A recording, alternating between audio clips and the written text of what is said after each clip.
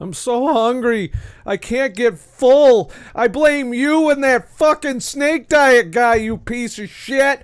I fucking can't fast anymore because, damn it, I'm fucking hungry. And shit.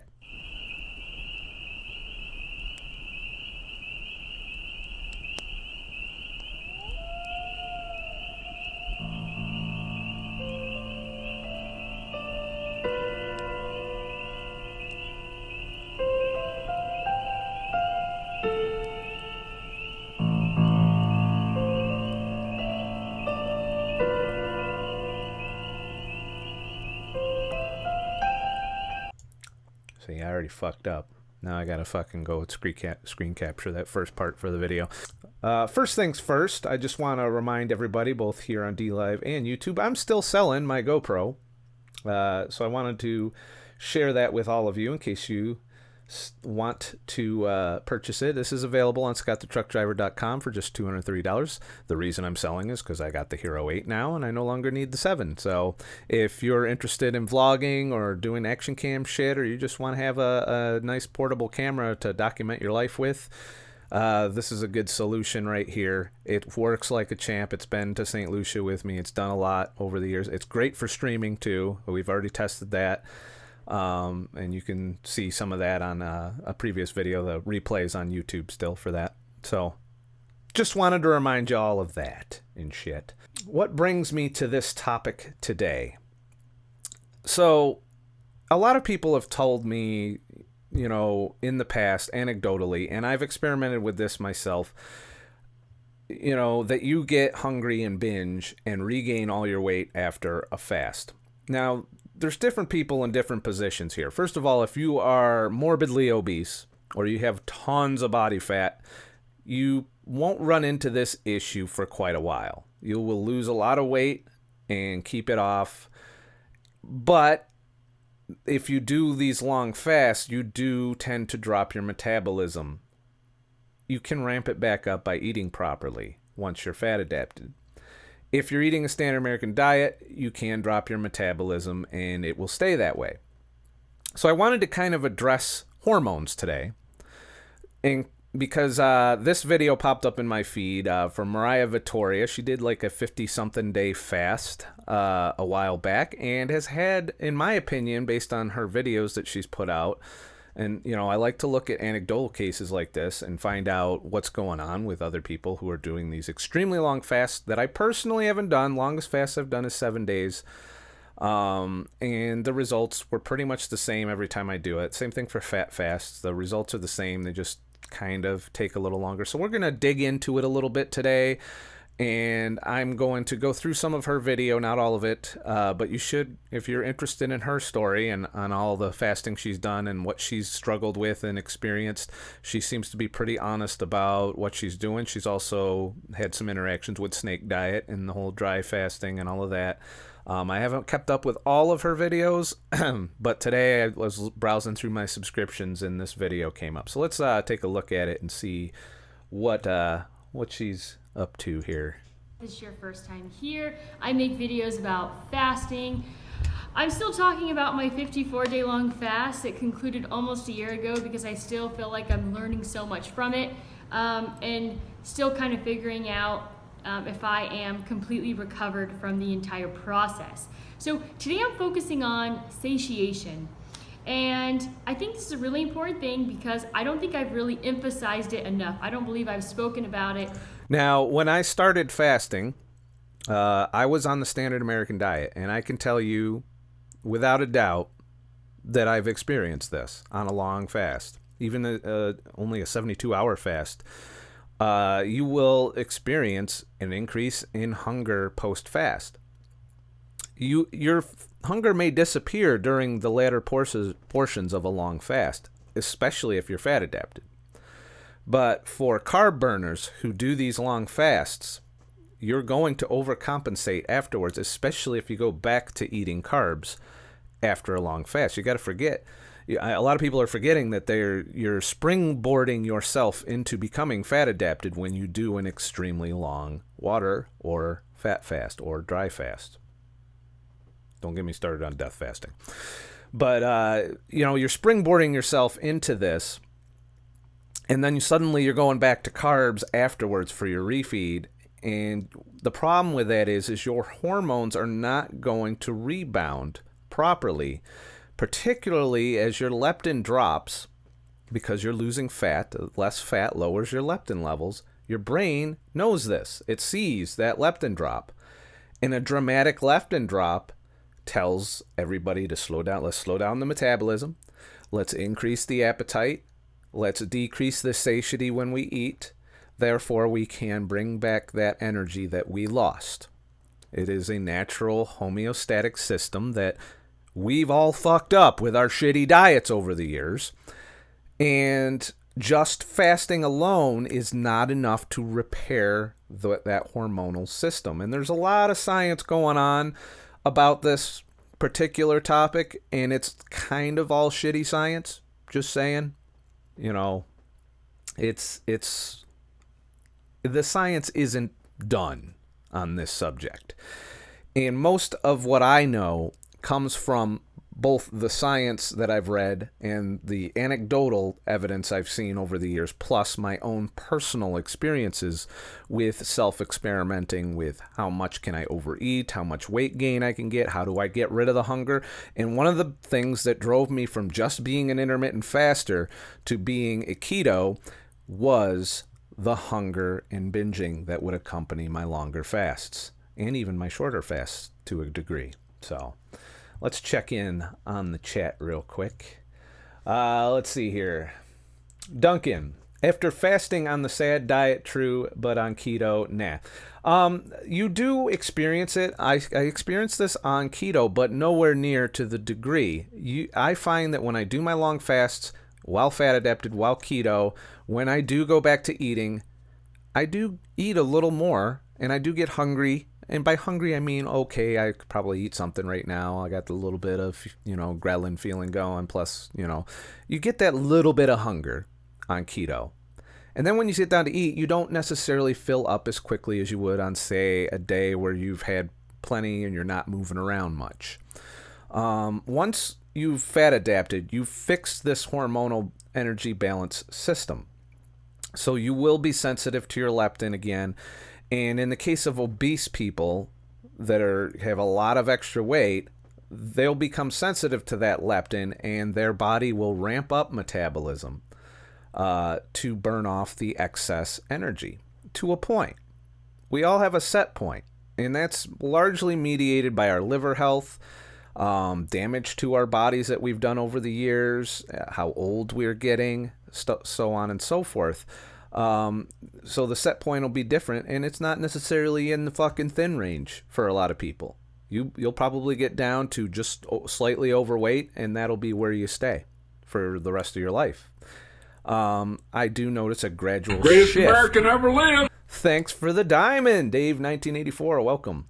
I do notice a gradual shift in how we respond to that, how our set point changes over time. Mine has fluctuated.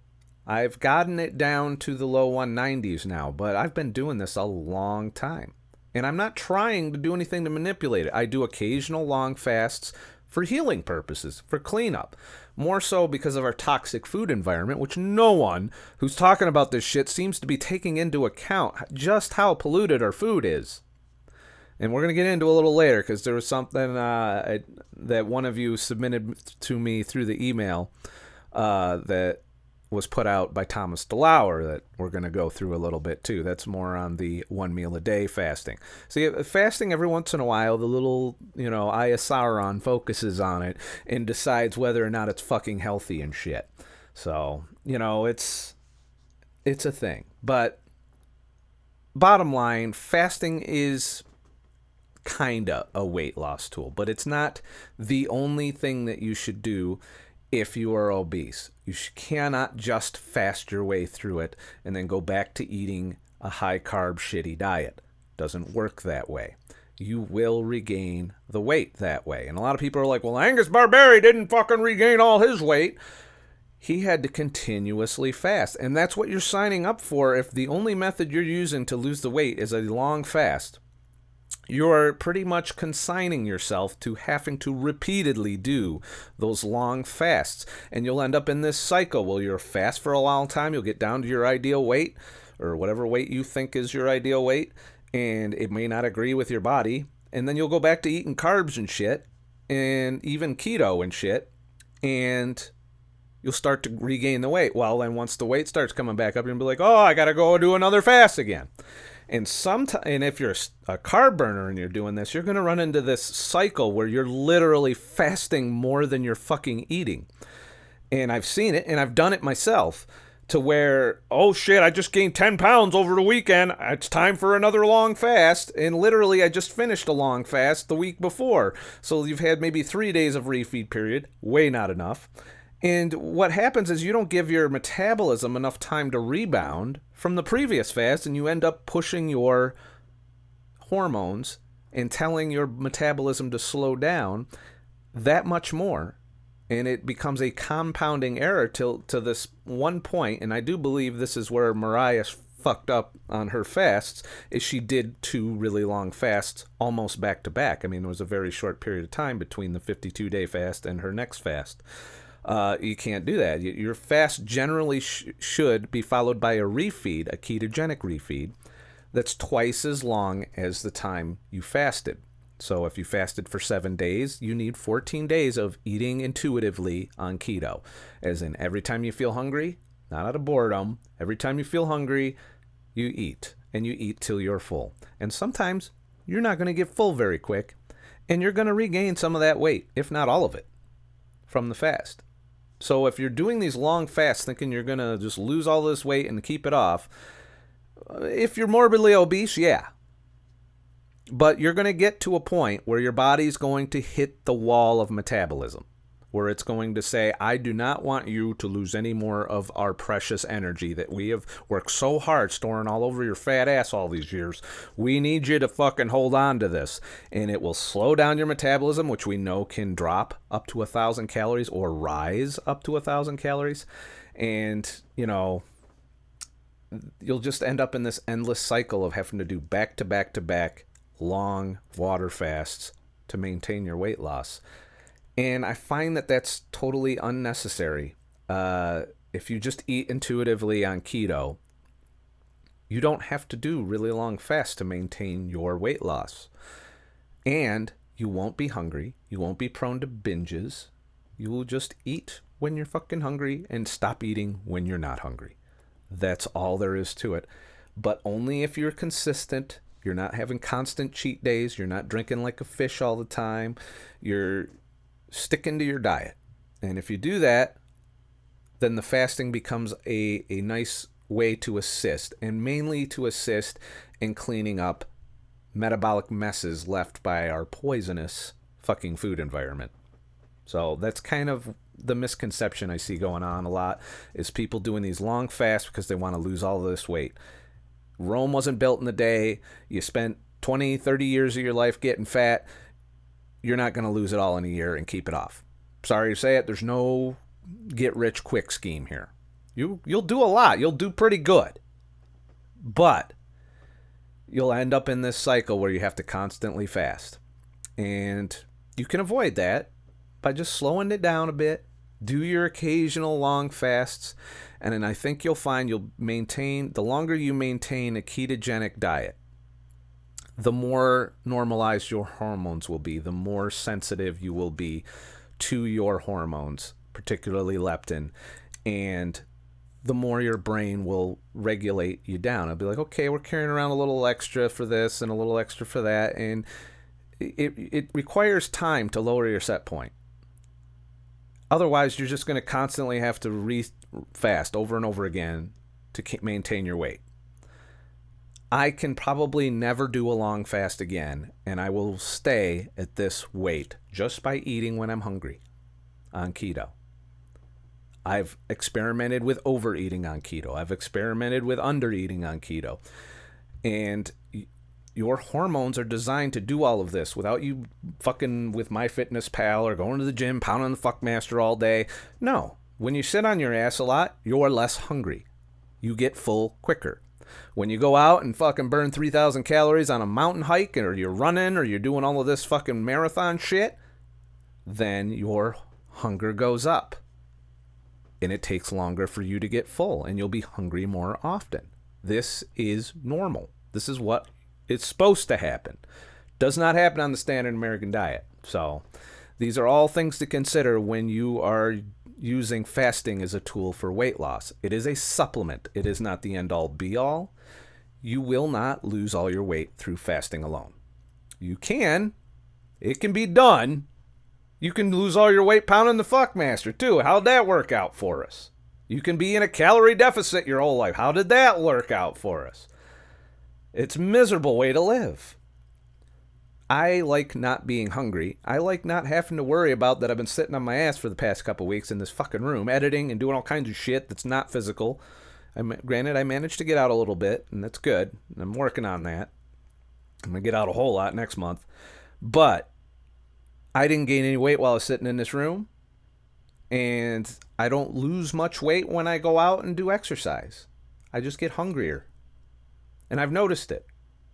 Like, I'll eat a lot more when I do a hiking day. It's usually the day after where the appetite ramps up, and you know, I eat. If I overeat, I'm a sweaty fucking pig at night. I have to fucking open windows and shit. It's a thing, you know. If I undereat, my energy dips. I don't feel like doing shit. And I know it. I'm just like, well, I didn't eat enough yesterday to meet my energy demands. And it's hard. You know, you're never going to nail it. So you're going to have days where you might be low energy and days when you're just fucking busting with energy and you're overheating and that kind of shit. These are all different things to take into account, that once your hormones are doing their fucking job, you kind of don't have to think about it as much. But some people get hyper-focused, and also some people are afraid to overeat on keto. They're afraid they're going to regain all their fucking gain. I can tell you, if you're fat adapted and you're not cheating, you're not drinking like a fish, you can overeat keto, and all it's going to do is ramp your metabolism up to burn off the excess energy. You will have a set point. Where that is might not be where you're happy, but the fact that it's there means you're healthy. If you arrive at your set point, you are officially healthy in my book. Doesn't matter how fuckable you look, how much loose skin you got hanging off your ass, how big your gut is. If you arrive at that point, I guarantee you your lipid profile looks a lot better. All of your numbers in the labs are going to be better. You might be off your diabetes meds by then. And that's really what's important here. The quality of life and not getting sucked in to the healthcare system. So let me go through a few more chats here, and then we'll get back to the video. I did my normal IF then, 50 grams clotted cream, heavy cream coffee, 20 grams, 10 grams of MCT in the evening, and a few pecans with clotted. It sounds like you're spending a lot of time, Duncan, keeping track of how many grams. You can guesstimate that. You know, it's really not counting. You just want to make sure you don't go over your carbs. And once you're into a routine to where you're eating same certain foods all the time, you don't even have to count that much anymore. It's only when you step outside of your normal routine diet-wise that you should keep in. Like if you have a cheat meal, sometimes cheat meals won't put you over the 50-gram carb limit if your cheat item only had 50 grams of carbs in it. So, you know, I've been there too, where I didn't step out of ketosis even though I was having a cheat meal. So a pound is nothing to sneeze at. Thank you, Natural Joe, for the 1 month sub. Appreciate you. And Dave, I don't know if I thanked you for the diamond you gave me earlier. And thanks, Cole Baby, for being on a 1 month sub streak along with Elsa Marie. Appreciate all ya. Y'all make this fucking shit possible and shit. Duncan, I did myself. Okay, I read that. A pound is nothing to sneeze at. Well, a pound is kind of trivial because a lot can cause. I mean, you can just not shit for a day, and guess what? You're going to be a pound heavier tomorrow when you weigh in. So yeah, we're looking at long-term spreads of weight. A pound, you know, there's any number of things. You could have something bloat you, and then you retain a bunch of water weight, and you'll gain a pound. It's really hard to, when you're staring at the scale all the time, expecting some kind of victory there. And it can fuck with your head, and I'm guilty of it. It's totally was something I've done. So, Dave, like Scott says, I can't fast forever, so looking for alternatives. Fasting can be a lifelong part of your life, but it doesn't have to be crazy. I do a reasonable amount of fasting. I often naturally eat one meal a day. Today is one of those days, with the exception of fat in my coffee, which probably somebody would count as a meal. I get 3 to 4, maybe 600 calories of fat in my coffee throughout the day, because I drink a lot of coffee. Unhealthy levels of coffee, probably, to be sure. But doesn't spike my insulin or any of that. And then I have one meal, and then pretty much done. And then maybe, depending on the day, I'll have a snack. So, and a snack is not a big deal on a ketogenic diet, if it's a ketogenic snack, that is. But I'm not trying to lose weight anymore. That's the other thing. I've made every fucking mistake possible in terms of fasting and keto over the years. And when I took my hands off the wheels, my body arrived at the set point, as in I'm not counting everything. I'm eating within the ketogenic diet food list constantly, and I only eat when I'm hungry, and usually get full fairly quickly too. Every once in a while I fuck up and undereat. Sometimes I fuck up and overeat. My body compensates the following day without me thinking about it. So I might have that extra snack the following day if I didn't take in enough calories the day prior. It's getting these hormones straight so that they're working properly. And some people might have damage that fucks with these hormones even after going keto and fasting. It's hard to say. It's hard to tell. So, Yelva, my set point is around 155 pounds. I'm a size 10. I would prefer to weigh less, but I'm happy where I am. And that's kind of what I'm kind of the same way, Yelva. I wanted to be like my high school weight, which was 175. I got down to 179. This is the lowest I've ever gotten. I was looking pretty fucking thin. Like, thinner than I do now, for sure. And then I rebounded. On keto, mind you. And this was by the time I was pretty much strict keto, very rare on the cheat days, still drinking though. And I rebounded back up, and at one point I was in the upper 190s as my plateau, my set point. Then I quit drinking, and it dropped to the low 190s. So it's very interesting. That tells me that taking care of the liver, not fucking up the liver, healing, giving it time, and the set point moved. But I had to quit drinking to do it. Not a lot of people looking to do that. The jury's still out on that, whether I get to keep that set point. But for right now, consistently, whether I go out and burn thousands of calories on a 4-day fucking wilderness fast, or whether I sit here on my ass and eat whenever, I have maintained that set point. Sometimes it goes up, sometimes it goes down a little, but my average weight when I get up every morning is 194 to 196 on a regular basis, and it stays there. And I don't have to think about it, and it doesn't matter how much physical activity I do, doesn't matter anything, really. It just takes care of itself. And I can't tell you that of a more content feeling than not worrying about it constantly, not thinking about it. Some of you are just starting out. You got to lose that weight first. It's a journey. I'm not saying that this is an easy thing to do. First, you got to get over your food addictions. You got to get over the alcohol addiction if you really want to get your set point down. But overall, you know, once you're there, and I'm someone who considers myself there. I did this journey. I arrived close to where I wanted to get. Not perfect. I don't look perfect naked. I'm going to be 44 here really shortly. And, you know, I don't really give a shit how I look. That's me, though. I know other people have priorities in that area. It's just not mine. So for me, I feel good. My labs are good. My doctor pats me on the back and says, "You're a good boy." And lo and behold, I'm a nice body weight. I fit 3 size pants smaller than what I used to wear. I am feeling pretty good. My energy levels are good. My mental health is dramatically better than it used to be. These are all reasons that keep me keto. Because, you know, I could easily test the waters and become a carb burner again and see, but every time I even have a cheat day, I'm just like, that was okay, and I'm going to go back to where I'm comfortable. You know, I don't want to get all into that mess again. So thank you, Elsa Marie, for the diamond. And oil orange juice, sharing some keto recipes in the chat. Victoria, how do you know what your set point is? It's simple trial and error. Stop trying to fuck with it, and where do you land? That's often where you are. When you regain weight after a fast, there should be a point where it stops going up. And it's also a point where it won't go down anymore, just being keto. And that the only way to nudge it down is to do a long fast. And then you rebound. And there's a rebound to your set point.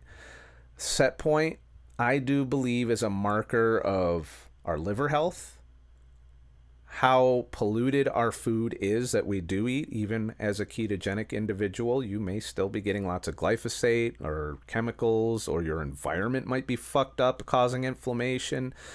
Inflammatory things in your life, like eating out a lot, for example, will provide a higher level of inflammation and probably keep your set point a bit higher.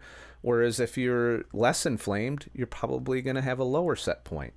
So I'm not an expert on this. These are all theories I've developed over the years that I apply to my own life. I do believe the quality of our food, the quality of our environment, how stressed we are, how not stressed we are all factors in our set point. So also our physical activity levels, obviously, or a lack thereof. These will all determine your set point. How often we overeat and how often we undereat will affect your set point. So if you're constantly counting calories, trying to keep your calories down, guess what? You're probably going to hold on to a higher set point in that situation because your body is fighting you. It's when you start working with your body and just taking care of your health along the way that you'll see that set point gradually fall. My set point used to be in the low 200s. I plateaued there for quite a while. I think it was 3 years ago or so. And then finally, bam, like a light switch, it dropped. And it was probably some changes I made to my diet. Got a little bit better by not cheating and having cheat days and shit.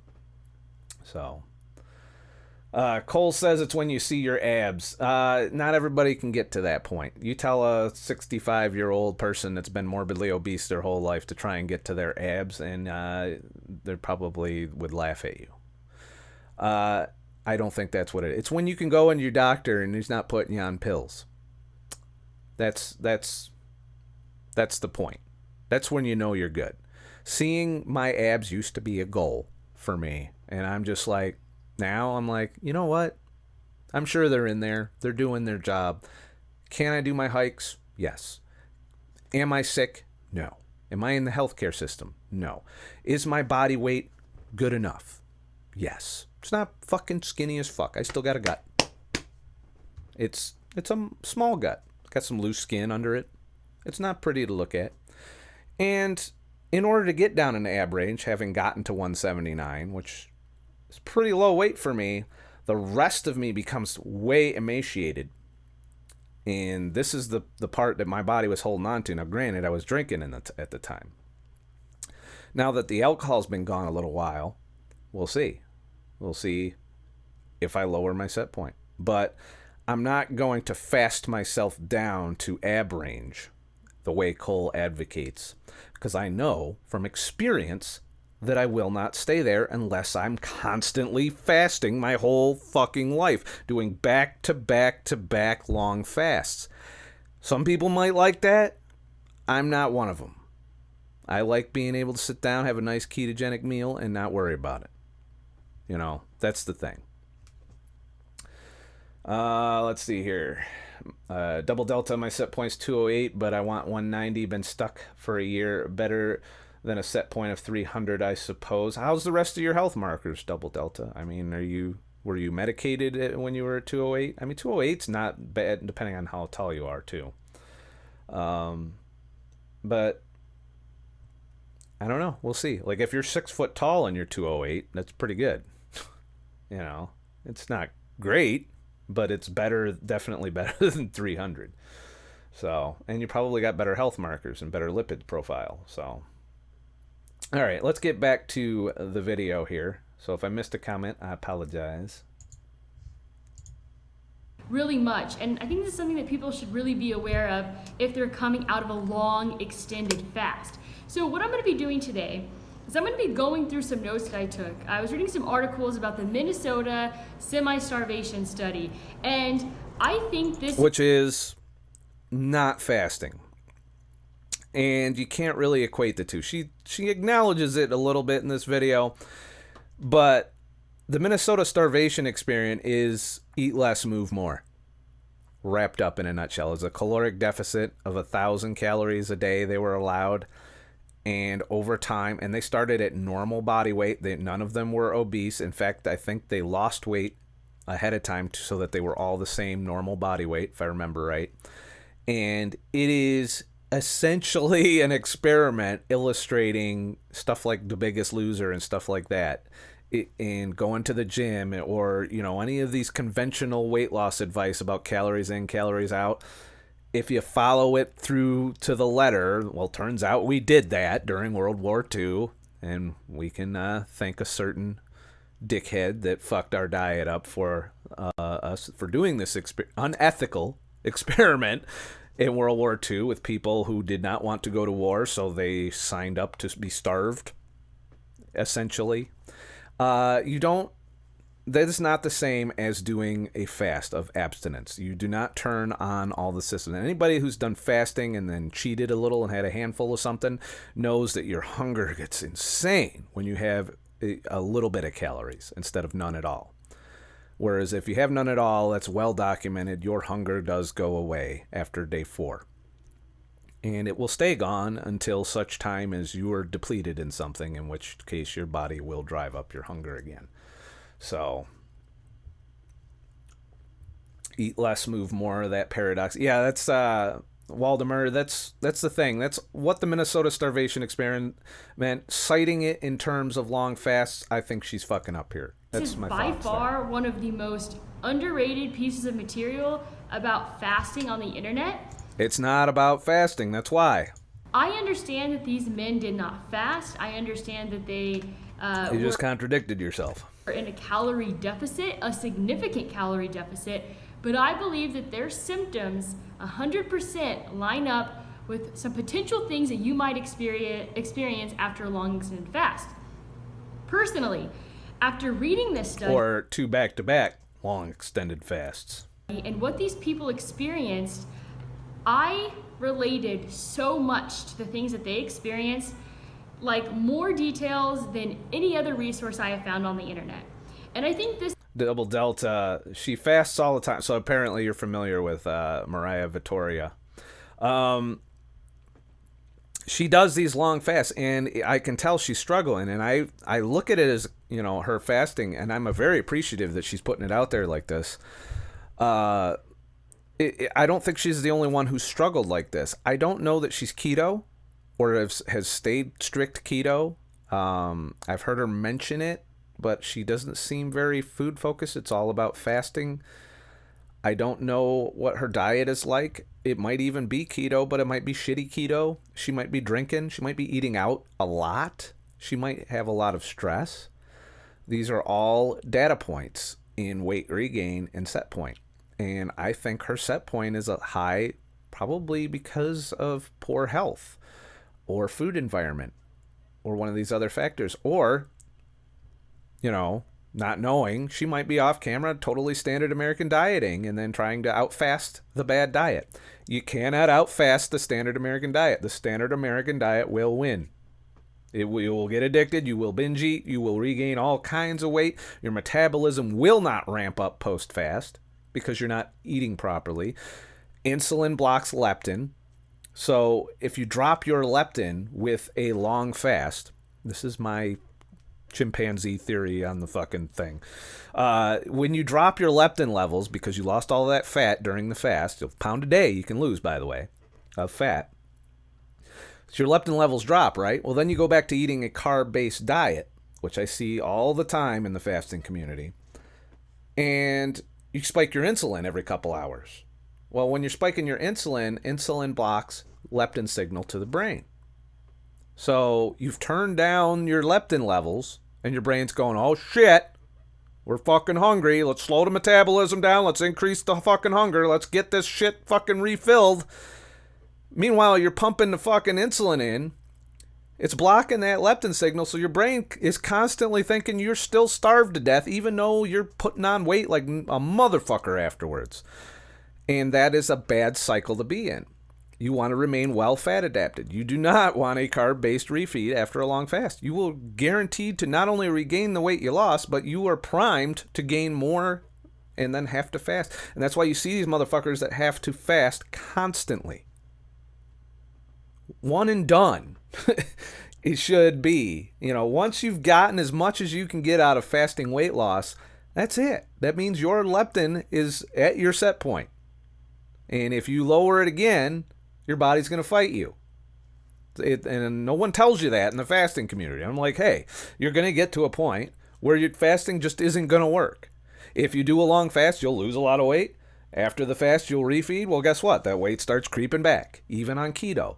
It's a lot slower to creep back on keto, so you can space out your fasts a lot more if you want to maintain a certain weight that way. I don't know the health ramifications of that, but I don't have anything against that if that's your thing. It's not my thing.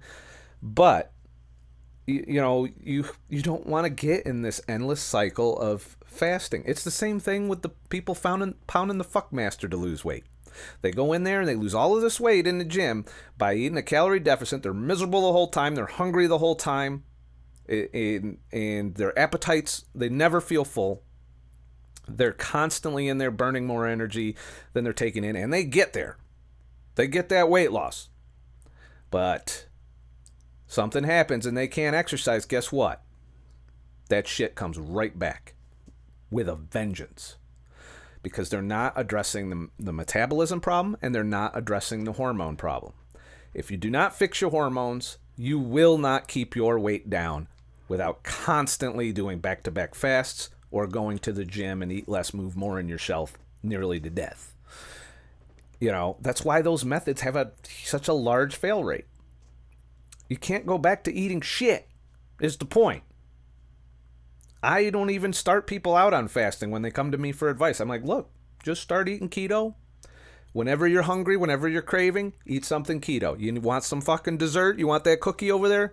Get keto cookies. It's not healthy, but it's better than the fucking real thing. So, these are all things I give to people. And then I say, well, have you been keto for 6 to 8 weeks without a cheat day? And if they have, and they've pissed ketones, they've checked their ketones and all of that. And I say, so you figured out your next thing. I would have them figure out their carb tolerance. Some people can go up to 50. Some people have to stave down at 20. Depends on how fucked up your metabolism is, how much diabetes you got. Some people can't get away with more than 20. And they just keep it there. And then you just fucking stay there. And it's hard to describe to people that you can't just fucking go back. Cheat days set you back. Anybody who's done it knows it. And the more extravagant your cheats, the more setback you are. And in the early times when you're still losing the weight, a cheat day will derail you. Once you've gotten to your set point, a cheat day isn't going to move the needle much. When you first start out, you could lose a week or two of progress from a cheat day. It could take you a full week of fasting, of doing extreme shit to recover from a single day of fucking up. And I don't know her. I don't know that she's been successful with that. So let me check in with the chat real quick. Duncan, eat less, move more equals null. Yep. And that should be well known now, but you still see the mainstream media and doctors pushing that because why? Money and shit. Victoria Shame, hamster on a wheel. Yep, that's the thing, and that's you can get roped into that if intermittent fasting is your only thing. All kinds. Hodge twins. Yep. Hodge twins. Not doing it right. I don't know how healthy they are right now. Every time I turn on their fucking channel, they're eating some fast food horse shit. I feel bad for them. That's not the way to be healthy, you know. And they're doing it the gym way. But at least they do know about fasting and have tried it. And maybe that's how they're trying to manage the shit. But I do know that they only go low carb on a cut. Other than that, they're eating all of that crap. But they're not cutting as much because they're on tour. I think they're even coming up here to Rochester.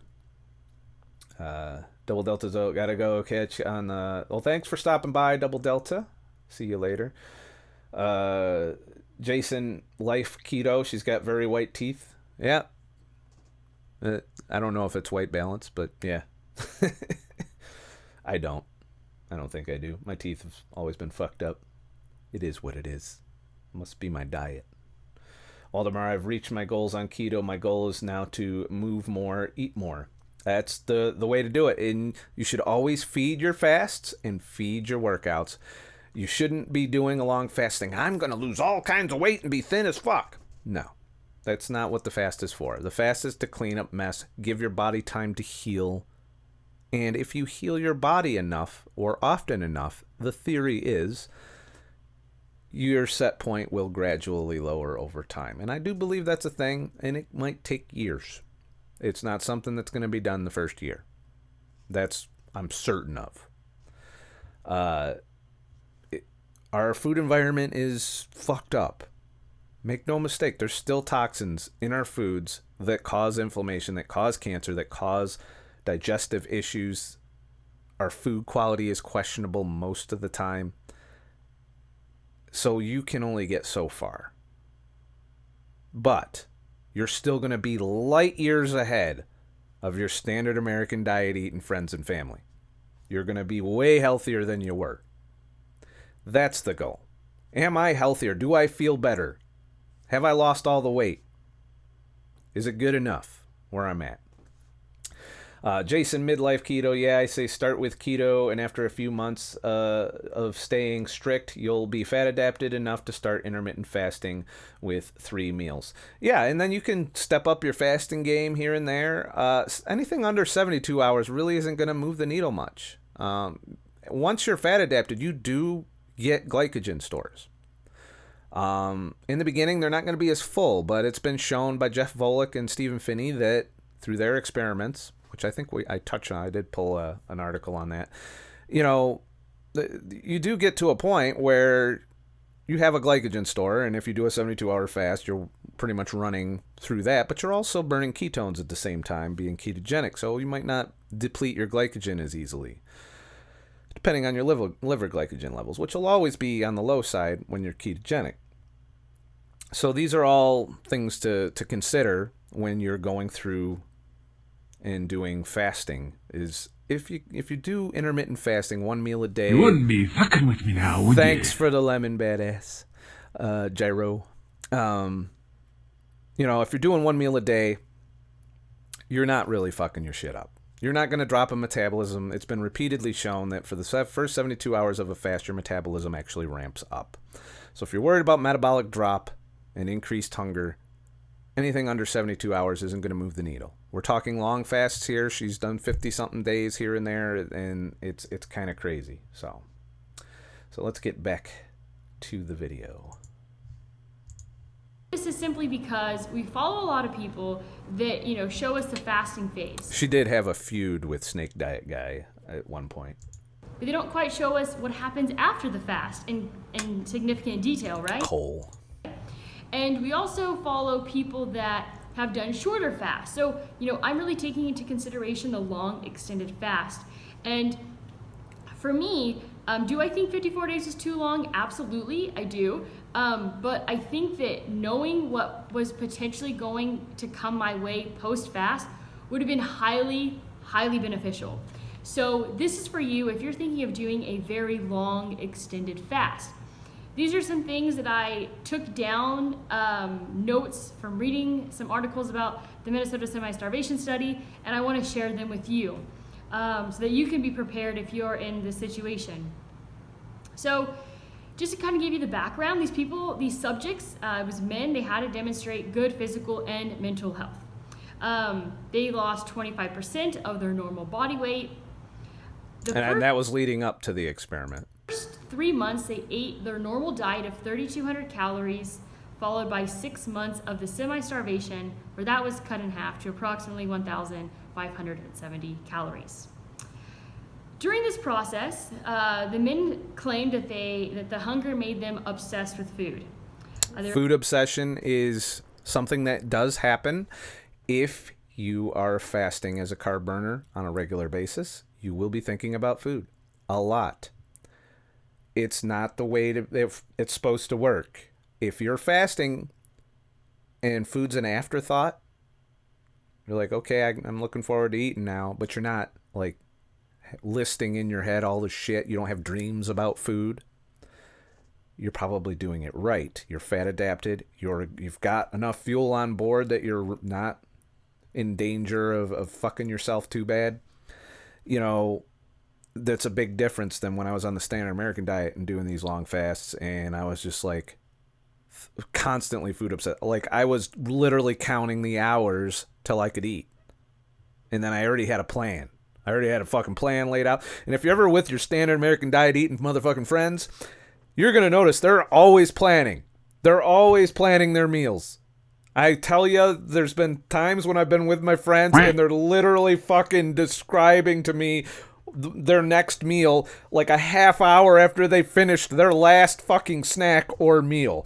Literally back to back to back, constantly thinking about food. That is not normal. That is not the way we are designed to be. Food should be an afterthought. It should go. You should be able to get through the majority of your day before you're like, you know what? I think it's time to eat, motherfucker. Yeah. You should not be meticulously planning what you're going to eat and when constantly. That's a sign of food obsession. It's also a sign of addiction too. So don't get the two mixed up. These are two things that people kind of get mixed up. There is an addiction component here, and I don't know if Mariah might have a little bit of that addiction component going on. We'll see. Thanks for the sub, Helen157. Thanks. I appreciate you. You guys are keeping this fucking streaming going. Yes. Motivating me and shit. Victoria, I'm in a group. Some of the folks are huge. They were really suffering food obsession big time. Well, that's the other thing is, the more obese you are, the more starved you are, believe it or not, according to your brain. Your brain, your whole hormone system's fucked up at that point. And you're so insulin resistant that the foods you eat goes right into your fat, unless you run out of fat cell capability, in which case it goes into your arteries and your liver and your organs, in which case you probably are still thin and die a lot sooner than an obese person would. But so, that's one of the benefits of being morbidly obese is the fact that you're genetically able to store fat that much and grow that level of fat cells. There is a limit. And if you go over your limit, it spills into your arteries and organs. That's where diabetes, heart disease, stroke, high blood pressure, all of these things really start to fuck you up. But for a while, fat's protecting you. Greatest American ever lived. It's storing it. But at the same time, that energy is going right past the hungry cells. You're not hearing all of the leptin. Leptin's blocked by your constant every 2 to 3 hours eating shit and getting your insulin spiked up. So your brain doesn't know you've got all of that fat on board. It thinks that you're fucking literally in a famine, even though you just ate a fucking pizza and a 6-pack of Coca-Cola and 10 fucking bags of chips and whatever the fuck else you just stuffed your fucking face with. Well, guess what? Your brain doesn't see any of that. Your brain's listening to your hormones because that's what it's supposed to do. And your hormones are saying, oh, we're starving. More. Get more. You want food, dickhead. You get out there. More food. You're hungry. You haven't had eaten in a whole 3 hours. You're going to fucking die. That's what your brain's doing, and you're just like food obsessed all the time. And I see it through all of my friends that are on the standard American diet without fail, food obsessed. It's so bad that it interrupts the shit they're doing. And that is not fucking normal. It's normal for us on the standard American diet, but it's not normal for us as a fucking human being to be constantly. If we were food obsessed all the time, we wouldn't have survived. We needed to be able to go long periods of time between meals so that we could go hunt and gather and kill and do all the shit that we need to get done so that we could eat. If we just sat there planning our meals, we wouldn't be good enough at all that other shit. You know? It's my thoughts. I got thoughts and shit. Duncan, thank you for the diamond. Going to bed. Kids will be up in 5 to 6 hours. I realize that it's late over there in the UK. Thanks for hanging out, man. I appreciate you. Badass gyro spin up. I was 209 at 5'9". So wasn't morbidly obese. 7 months later, 147. Did you do it through fasting, through keto, or both? Is the question. So a lot of people can get there without doing fasting, by the way. A lot of people just go keto and get these results, which says something. It says a lot, actually. They reported fatigue, irritability, depression, and apathy. The participants were all very much so warned against overeating, but a lot of them engaged in it anyways. And this totally basically hones in on the fact that people really have the desire for the refeed and to be mentally strong for it and follow their original plan, which in now, what she's telling me there with this being mentally strong means you're fighting back your hormonal response to the long fast, which tells me you're not fat adapted, because you wouldn't have this much of an issue when you go back to eating. At least when I do my long 4, 5, 6, 7 day fasts, yeah, I'm hungry the first couple days, but I eat keto and I don't restrict it. I eat till I'm full. If I need another meal in 3 or 4 hours, I do that. It tends to be more like 6 or 7 hours before I get hungry again. And then I don't get full right away when I'm eating. And yeah, I regain some weight. Sometimes that 1 or 2 pounds does stick. My set point lowers by 1 or 2 pounds for a while, and then might even creep back up to the set point. That's what happened with this last wilderness fast. I lost, I think it was 4 pounds over the course of the 4 days, and came back, ate normal, unrestricted. That's the rule for refeeding keto, and regained 2 or 3 of the pounds, and then it stayed there. And I think now I'm back at my original set point. That might be a product of my environment, my food environment. I do tend to eat from the same food sources a lot, and if those are fucked up, that might be a factor. A little bit of stress in my life, a little bit of things going on that could cause cortisol response, and there's some interesting shit that we're going to get into. This is going to be kind of a long podcast a little bit, so. But yeah, baseline keto fat adaptation, way to go. I'm not going to finish much more of this video. You should go check it out. Check out a bunch of her videos. She talks about her journey. I did have one thing in the comment, because I made a comment on her video. And Erifin asked a good question. Great advice. How does one lower this set point? Angus Barberry lost it all and kept it off. Well, he was morbidly obese, and if I'm not mistaken, he had to continue to do periodic fasts to maintain his body weight. But by then, when you've done 380-something days of water fasting, then an occasional 7 to 21 days isn't going to fucking kill you. So he probably did that no problem. And the mere fact that he was able to do that long of a fast mentally, you know, says a lot as well. Plus, he was monitored. Electrolytes were all good. And I don't know what his diet is. You know, I can't speak to this because we don't have a lot of documentation. I think he did one follow-up a year later, and that was it. That's all we know about Angus Barberry. We don't know a couple years down the line what happened. I don't even know that he's still alive. You know, if anybody knows these things, feel free to tell me in the description or in the comments of this video. Yeah, we can't just cite one guy and be like, yeah, you know. His doctors at the time said that you need to keep fasting down to normal weight or you gain it all back in their experience in the 60s. I do believe he did fast post that, but it was probably a lot less aggressive. And when you're morbidly obese like he was, a lot of that's going to be permanent fat loss. You're going to keep that off. Your set point isn't going to be where you started. It's going to be a hell of a lot lower. And I think what it was, he got down to the 190s. I think it was, and stayed there. That sounds about right for his height, set point wise. So he probably fixed a lot of shit. Plus, he had that long ass fast Imagine the autophagy levels. Imagine the healing that was going on during that period. Puts them in a good position for a lower set point. So fasting does still have a good use, and it isn't just about losing the weight during the fast. It's about healing your damaged organs, your digestive system, your gut microbiome. These are all things that you give yourself a break, that your body can devote a significant portion of energy, which was being used to digest food, to instead heal. It turns on a bunch of genes, turns on a bunch of enzymes. It can rewrite your DNA. Epigenetics is a thing. You know, these are all things that happen on these long fasts because your body wants to prepare for you to fucking not starve to death. So it's going to turn on a bunch of systems, and it isn't going to do so if you're taking in any calories, like the Minnesota starvation experiment. As far as lowering your set point, the healthier you are, the lower your set point.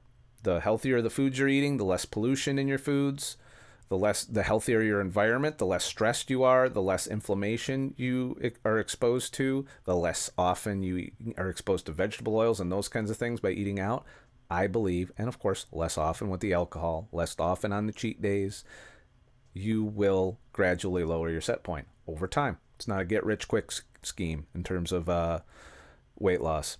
I currently have high insulin and need to drop 120 pounds to be at normal weight. Patience. Continue throwing in your fasts. Continue eating a ketogenic diet. I didn't see that you were saying anything. I've started a refeed and lost it, gained it all back to my set point on keto. Yep. So you're keto, and you're telling me your set point's 120 pounds to lose still? There's something in your food environment, I think, or you're not allowing your metabolism to rebound. You're not eating enough post-fast. And it sounds like you might be averse to, you're worried about regaining the weight, so you might intentionally be avoiding eating properly after your fast. And if you don't, then your metabolism's not going to, your set point's not going to drop, and you are going to regain the weight. Don't limit yourself after a fast on keto. Eat till full. Eat when hungry. I don't care if you start gaining 4 or 5 pounds. You need to do that for your energy system to rebound, to ramp up your metabolism. It is well documented that after 4 to 5 days on a water fast, your metabolism starts to drop. It's a slow drop. It's not a dramatic drop. The longer you fast, it will continue to drop, and then it'll level out at a lower level. If you come back and you just eat carbs, then straight up that's it's not going to fucking raise it. Keto, if you come back and eat keto, yeah, you'll start to ramp it up. It takes a few days. It takes probably a good week to get it back up, depending on how long your fast was, depending on how low your metabolism got. You'll be hungrier during that period. You'll want to eat more often, and when you do eat, you're not going to get full as quickly. These are all things, other than the physical part. Like when you do a long fast, you're going to have a smaller stomach. But your body's solution for that will just make you hungry every couple hours, so it's not a thing. Yeah, you might get full the first couple meals out of the gate, but your body will get around that. And you might be prone to binging because of that. 9 times out of 10, if you're keto, I myself have never binged on keto during post-long fast. I've ate a hearty meal, big 4 or 5 egg fucking omelet. Hell yeah. Butter all over the fucking place. Sign me up. Totally didn't fucking worry about it. I was like, yep, I can tell I'm fucking hungrier than I was. Because that omelet would be hard for me to finish prior to the fast. These are all considerations when you're doing longer fasts. Let's check in with the chat. So, T. Butler, what do you recommend as heavy cream calorie limit when fat fasting? You don't want to fucking fill it half with heavy cream and about the bottom chunk of your cup so that's nice creamy color. I don't measure it, to be honest with you. I just know roughly it's probably 2, maybe 3 servings per cup of coffee. So it's a good 100, 150 calories per cup of coffee that I get in. That's a guesstimate. I'm not meticulous about it. And it's pretty much what I do every day.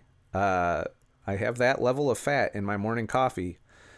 and then I don't eat till dinner time. And then I might have a snack later after dinner if I'm extra hungry that day. But yeah, and my set point's solid, and right now I'm in that upper metabolism range where I'm a little bit jittery with the energy. I'm definitely overheating, especially at night when I'm trying to sleep. These are all signs my metabolism's ramped up, meaning I've been sitting on my ass, but I've been eating too much. So rather than gaining weight, my body's turning up the furnace. That's what we want. When you're at that point, that's a good thing. You do not want to be plateaued because you're stuck in that metabolic drop, because you can't ramp it back up. And there's a lot of people I see that do that because they're afraid that they're going to overeat after their fast on keto, and they continue a metabolic, they continue their caloric deficit for all intensive purposes to the point where their metabolism isn't going to rebound after the fast. And lo and behold, you have yourself a nice unhealthy plateau. The way I tested it, I overate on keto. I ramped that shit right the fuck up for a couple weeks. I'd have 3 fucking big meals a day on keto. Probably 3,000 plus calories. While sitting on my ass. Gained 4 pounds. Then stopped. Was sweaty. Had plenty of energy. I could do all kinds of shit. It was great. But I plateaued going up. Gained 4 pounds. Stayed there. And then once I stopped doing that crazy shit, went back down to my set point. Your body has a set point, and you want it to be able to do that. Even if that set point does not necessarily align with your long-term weight loss goals. There are other factors in health. And if you're fucked up in one of those other factors, you're not going to get there. Straight up. You're going to be stuck at that weight unless you address those issues. I'm not here to say there's a quick way of lowering your set point. I've been fucking with set point for years. It took me a while mentally just to be like, you know what? 194, 195, not bad. For 40, almost 44 years old, when I look around in my age bracket, I'd say I'm doing pretty fucking good in terms of weight. I'm in the lower end of the spectrum there. For the average motherfucker running around my age in this country. And that's pretty good. It's not perfection, but I did spend 40 years of my life fucking myself up. Eating the worst possible fucking contaminated bullshit foods that you could fucking possibly eat. Drinking Mountain Dew. Drinking enough alcohol to destroy half my liver. I don't know how much of my liver I destroyed, but it was a fucking lot. It had to be. And I paying a price for that. Might not get to ab range. I could fight it. I could just do back-to-back long fasts and go to the gym all the time and work real hard. And yes, I could probably look like Thomas DeLauer, except like a Captain Spaulding version of Thomas DeLauer.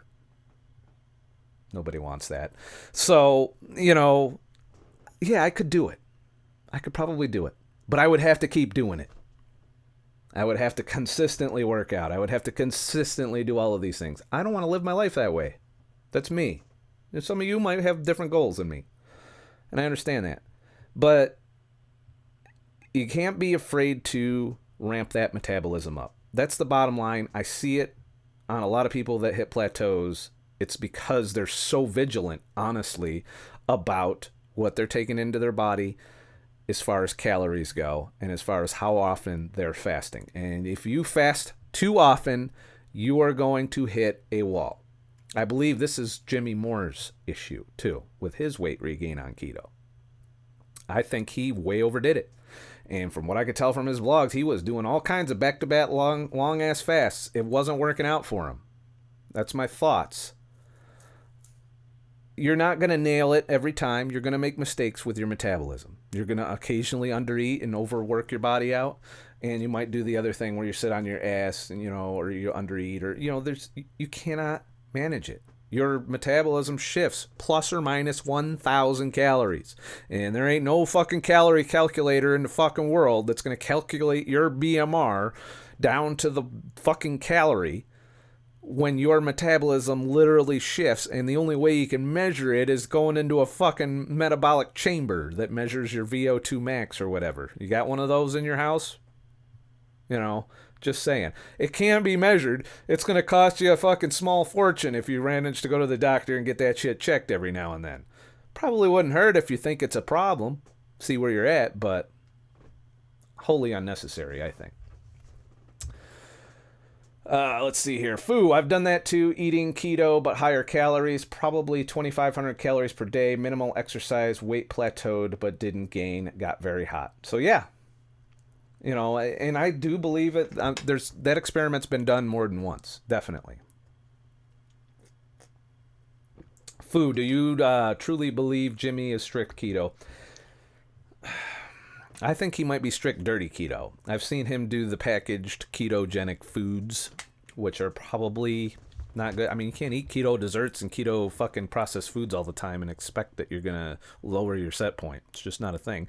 On top of that, doing extremely long fasts back to back and not recovering properly. These are all factors. I don't know. I'm not there. I'm not sitting there with Jimmy Mora going, hey, are you going to eat that? You better not fucking eat that. Piece of shit, stop that. You know, it's not my job, really. It's just something that, you know, I hope he's looking into. I don't keep up with his case in particular. So let's talk about leptin a little bit. So for those of you who don't know, and I would hope most of you by now, that if you're watching my channel, you kind of know this shit already. But there is some new data that's out. Leptin is a hormone that, of course, I've mentioned this already, that tells your brain, we got enough fat. And your brain responds to that hormone by lowering your appetite, raising your metabolism, causing you to burn more energy off. It doesn't respond by saying, hey, let's go down the fucking pound the fuckmaster and then stop off at the grocery store and get a number 4 on a fucking Weight Watchers diet fucking shit and keep our calories down. No, we've got to get My Fitness Pal because damn it, we fucking leptin. There's too much leptin and no. It sends a message to your brain. That message doesn't always get through. You get what's called leptin resistance. If you're on a standard American diet, 9 times out of 10, you're leptin resistant, which means you can't tell that you're full. You won't get full. You'll get ghrelin full, as in your stomach fills up, but once that fucking stomach's emptied out, 2 hours, 3 hours later, you're going to be like, oh, I need some food. I need fucking food again. You know, that's the cycle that most people are fucking trapped in when they're eating that shit. I can't tell you how great it is to not be a slave to that anymore. Even if I were a fat fuck eating keto, the fact that I'm not food obsessed, that I'm not constantly worrying about what I'm going to eat, the freedom that comes with that, I can only describe to you as bliss in terms of there's no hangry, there's none of that. I'm not worried about food. I generally eat at a routine time. Roughly about the time of day I get that little hunger pang. That wasn't the case on the standard American diet. And I tell you, you could just listen to the way people talk that are on the standard American diet, and you'll pick up on it. You'll be like, oh, there they are talking about food again. Yeah. Oh, they're eating right now. I've seen people eating a snack while planning that next meal. That's how bad it is out there. It's how bad. And it's almost, you know, you just want to shake them and be like, hey, fuckhead, if you didn't eat that shit, you wouldn't be hungry every 3 hours. You know, I get so triggered on it. But let's look at this. This is from Silence Daily, not my favorite site. You know, we know I'm not a fan of science lately, but I still keep tabs on the motherfuckers because I want to know what they're looking into, who's funding what they're looking into. I don't know what this is over here. Sadexia injection, something about your BMI, so you can inject this into yourself. Important safety side effects. including thyroid tumors and cancer. And okay, yeah, sign me up. Yes, give me my Saxendra, whatever the fuck, injection for weight loss, you fuckers. All right, sorry, I got pulled into the pharmaceutical industry, which, you know, happens to be advertising here on Science Daily. I'm sure there's no fucking bias whatsoever. None. What's the other ad? Where's the other ads? D-Fit. Okay, lose weight, man. All right. So, anyways, welcome, Sue. I'm glad that you got here. New research offers insight into leptin, a hormone that plays a key role in appetite, overeating, obesity. The findings advance the knowledge about leptin and weight gain and also suggest a potential strategy for developing future weight loss treatments, thanks to Yale. Full story. In a new study, Yale researchers offer insight into leptin, a hormone that plays a role in appetite, overeating, and obesity. Their findings acknowledge advanced knowledge about leptin and weight gain and also suggest a potential strategy for develop. I'm very curious what their potential strategies going to be here. Leptin, which is secreted by fat cells and forms the brain when fuel is stored in body fat and in the liver, is becoming depleted. As your blood leptin levels drop, your brain says, oh shit. Insulin blocks leptin. Remember that. That's an important thing to know. And leptin resistance is a thing. So, Keto Andy UK is one of your best live vlogs. Really enjoy. Well, I'm glad that I hope it's informing people on some things. That's kind of what I wanted to do with this podcast today. Because I know some people don't get this deep into how your body works. And once you understand how your body works, Keto Andy, it's all easy from there. It has not been well understood and still is not well understood. I added that part. I should have wrote this. I probably would have done a better job because then I wouldn't have been funded by motherfucking Saxendra or whatever the fuck that shit is. The researchers studied the biology of leptin in rodents. Okay, rat studies. They also investigated the influence of a nerve cell in the brain known as AGRP fucking neurons and shit, which regulate eating behavior. The researchers discovered that mechanisms by which reductions in plasma leptin concentrations stimulate food intake. Thank you for the ice cream, Sue.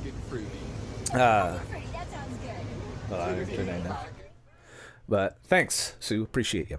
The researchers discovered that mechanisms by which reductions in plasma leptin concentrations stimulate food intake are not limited to the brain as previously thought. In rodents, fasting first activates leptin receptors in the brain, followed by an intermediate step that involves the endocrine system. There's more than one hormone. We got insulin, we got leptin, we got ghrelin, we got cortisol. There's a whole bunch of hormones. There's a new one that they name, though, that I was kind of interested in when I read this. This system includes the pituitary and adrenal glands. So your adrenal glands are an important part. That's why when you do a fast, you get that adrenaline rush. Thanks for the diamond, Keto Andy UK. Appreciate you. The system includes the pituitary glands and adrenal glands and secrete another hormone called corticosterone that regulates energy, stress responses, and food intake. So I took the liberty of going to Wikipedia because I was curious. I hadn't heard about this particular hormone. It's one of the, bastard stepchilds of hormones, apparently. It's a steroid hormone that's produced by the cortex of the adrenal glands. It is of minor importance to humans, except in very rare case of congenital whatever the fuck that is. In many species, including amphibians, reptiles, rodents, and birds. So apparently it's basically the mouse version of cortisol, if you think about it. Involved in regulation of energy. But I am curious what it does in humans. Immune reactions and stress responses. However, in humans, cortisol is primary glucagon, whatever the fuck that word is. And, so cortisol is the main hormone that you're going to deal with that could lead to a higher set point. So that's a thing. How stressed out you are by constantly fasting, you're going to raise your cortisol levels on a consistent basis. That's why you need long breaks between long fasts. You cannot do them back to back to back. You can't do like a 7-day fast, take a week off, and then do another 7-day fast. Your cortisol is going to go through the roof, and you're going to plateau and regain all the weight, and your metabolism is going to drop. You're going to run into all the things that we've pretty much discussed here. So, I was curious about that. It turns out that, what really intrigued me was that the pituitary and adrenal glands are affected by leptin. essentially, is what this is saying. So that's the new thing that they've discovered on leptin. Let's look through Yale News and see what they had to say about it. Further advanced knowledge. Leptin, which is secreted. Okay, we went through that. Researchers discovered that mechanisms by which reductions in plasma leptin concentrations stimulate food intake are not limited to the brain as previously thought in rodents, and fasting first activates leptin receptors in the brain. Blah, blah, blah, blah, blah. Research team learned that the chain of events required to stimulate hunger when food is restricted or when diabetes is poorly controlled and plasma leptin concentrations drop below critical threshold. So here's the thing. When you lose a lot of weight really quickly, this is what's going to happen. Your plasma leptin is going to drop.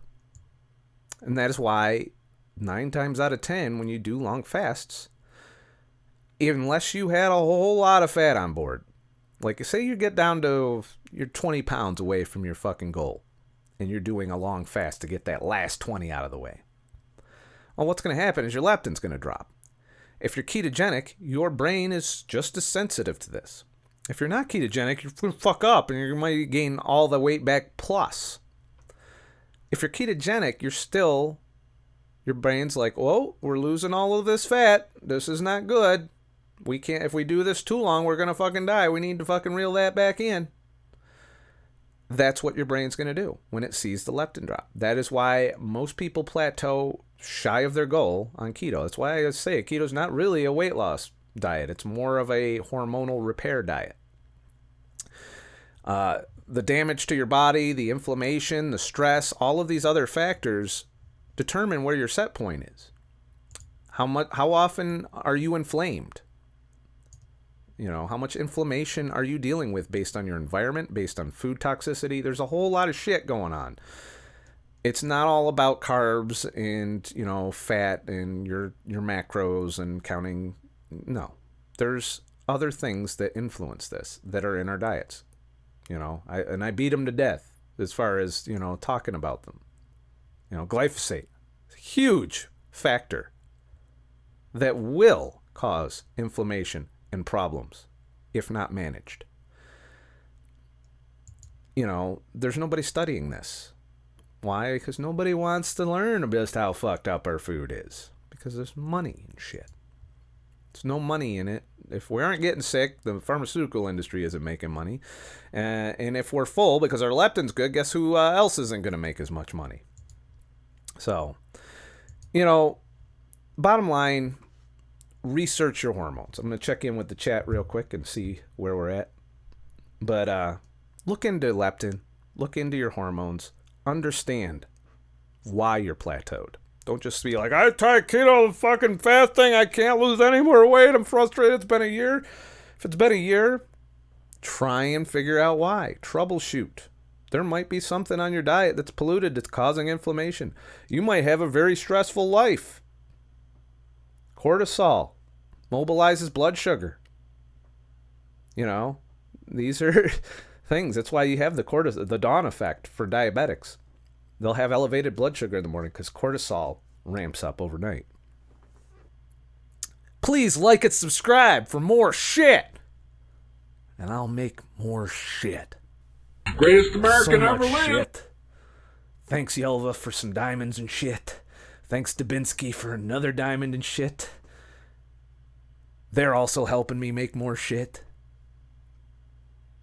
But if you found this enlightening and you want me to make more videos for YouTube, head to ScottTheTruckDriver.com, leave a tip in the virtual tip jar, and for every $20, I will fund up to 4 videos per week. Cutoffs are on Sunday. Anything more than that, after it's fully funded, becomes a tip for that week. So right now we're at a nice healthy goose egg for next week, but turns out you're going to get some videos anyway because we filmed this.